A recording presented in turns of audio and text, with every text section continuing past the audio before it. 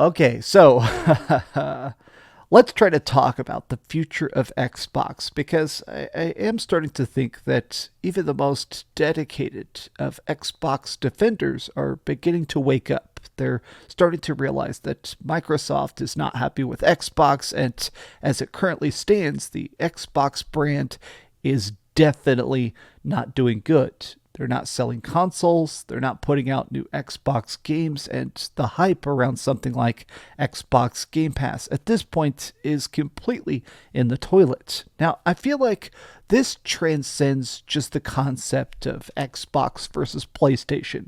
I think by any measurement, at this point, PlayStation has won.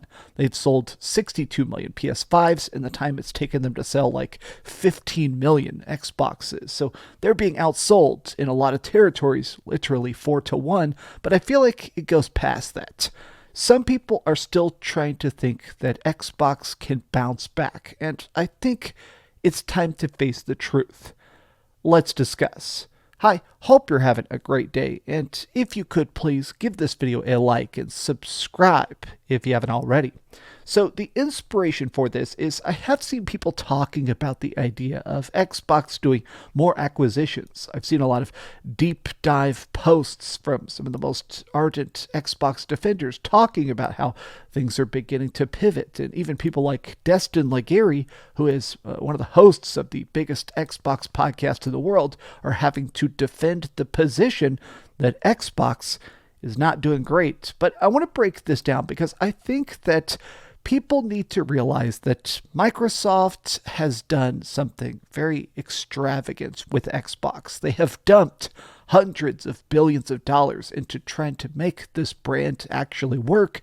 And for a while it did, but I think that the current Xbox is something that cannot be revived. Like this, I've seen this going around. Apparently, there are rumors that Warner Brothers is looking to sell its games division. Now, technically, Warner Brothers is connected to stuff like DC, so Batman games, Superman games, anything involving like Mortal Kombat or Injustice, all of that is part of Warner Brothers. So there is talks that apparently Xbox wants to buy some exclusivity, and I do see some Xbox fanboys saying PlayStation destroyed Bungie, which is funny because Bungie themselves disagrees, but a lot of people are immediately going, Xbox closes game studios. If you actually enjoy these games, you should not want to cheer this on. I mean, if anything, Xbox is bad about buying stuff, not using it, and then shutting it down. So I found this very fascinating chart that was posted last night by Stephen Titillo, where it basically just, in a very linear fashion, explains the amount of acquisitions being done by Microsoft, the decrease in games by Microsoft, and the fact that, if anything, things are continuing to get worse. Now, to be clear, there are a lot of complexities. Game development is getting longer. A lot of these studios, when they got bought, they're not just doing standard release models, but I found this tweet by Clyobrile to be incredibly fascinating. So I've talked about this guy in the past. He is a very, very diehard Xbox defender, but he has been very aware of the fact that things aren't great. Even if you love Xbox, even if you're a big fan of their exclusives, it's pretty obvious that the output has slowed to a trickle. And he essentially says that's because Xbox Studios is very much focusing as games as a service projects. Rare, Mojang, ZeniMax, these are people making stuff like Sea of Thieves, Minecraft, or Elder Scrolls Online and stuff like that. These things are cool, but when you think about it, Rare on paper has not released a game since 2018, and so for these last 6 years, it's just updates.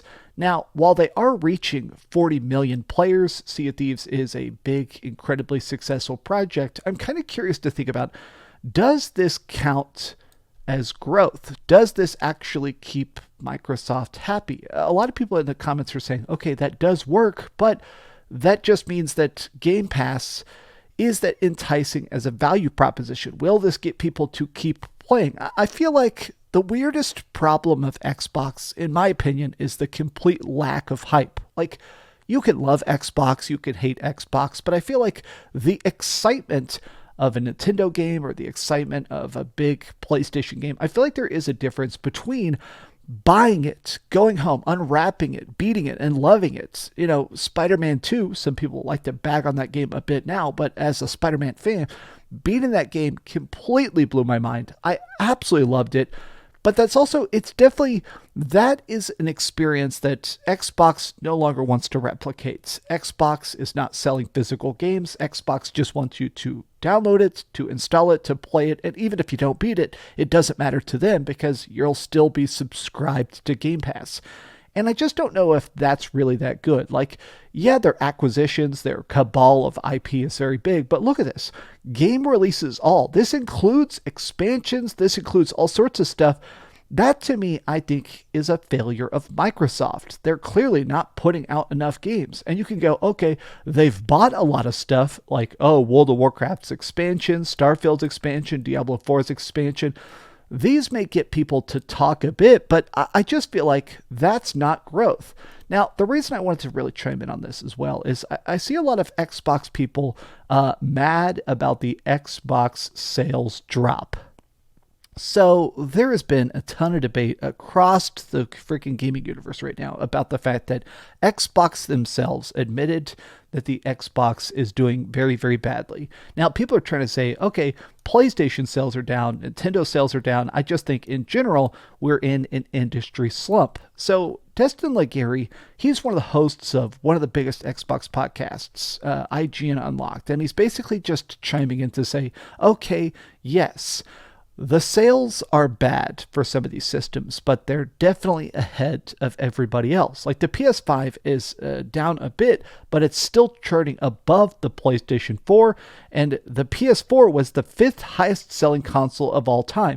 So even if it does appear to be a bit behind the PlayStation 4, it's still one of the biggest systems of all time. And also, the chief operating officer, the CFO, for Microsoft has straight up been saying the consoles are not doing well. The hardware is completely failing. They are completely dead at this point. The Xbox Series X is selling less than the Xbox One, and the Xbox One was a catastrophic financial failure. At this point, I feel like if you're trying to defend the current Xbox, it's a lost cause. I think you need to say, how can they do better in the future?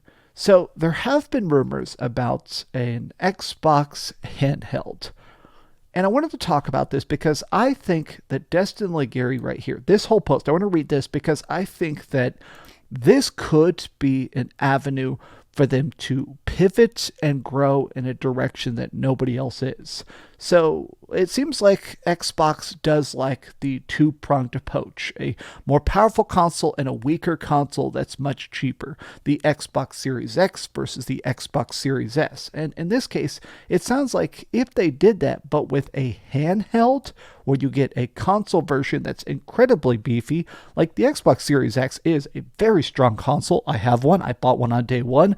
But if they could also release a handheld, like a Steam Deck style thing specifically built to play Game Pass, that's interesting. As a guy who loves handhelds, who does travel a bit, I would love an Xbox handheld. Like, make it like the PSP, a standalone, not streaming device, a standalone device that lets me install and play stuff. That could be great. It does feel like it needs to hit given these recent numbers. The really weird thing is that by all accounts, I think the Xbox Series X is pretty great. It's just not selling. Can a handheld and beefy console turn that around for them at this point? I wanted to end with this because I think that Destin here does bring up a good point in that the Xbox Series X, on paper, they did it right. The console's specs, the console itself, the controller. I mean, this is my primary PC gaming controller. I even had this made. It has my name etched onto it and stuff like that. Xbox is doing everything right when it comes to power, to giving people dev kits, to making stuff as accessible as possible. I just feel like they've accidentally put themselves in a corner. I still feel like, and I've made multiple videos about this, Game Pass screwed them. They tried to be Netflix, but they didn't have the budget of Netflix. They didn't have the ability to churn stuff out. Like, video games take so much longer to make than TV shows or movies. So where Netflix can flood the freaking marketplace with 1 billion projects for $1 billion, You can buy something for $100 billion like Activision, Blizzard, and Bethesda, and you don't get a billion games out of it. I think that, honestly, if anything, Microsoft has put themselves in a spot where people are just willing to discard them the second there isn't a new big hot game. And with delaying Avowed, with things like freaking Starfield's expansion without a freaking expansion, or without a release date, Indiana Jones without a release date, I think Xbox has put themselves in a spot where it's difficult to be excited about them. It's difficult to care. These are just off the cuff thoughts. I wanted to ramble about this a bit because honestly, I think that Xbox, when it dies, it's going to be bad. I feel like Xbox games being on PlayStation may boost the sales of the PlayStation, but I am nervous about what happens when we have less options, when we have less competition. But these are just my thoughts. What do you guys think about this? Give it a like, subscribe if you haven't already, and please keep dreaming. The battery on that camera is at 1%. I did it. I did it. Thanks so much for watching that video. If you want to see something else, you can always click this link to see what I put up last, or, subscribe and see what's coming up next. Also, I promise that whatever I do, it'll try not to suck.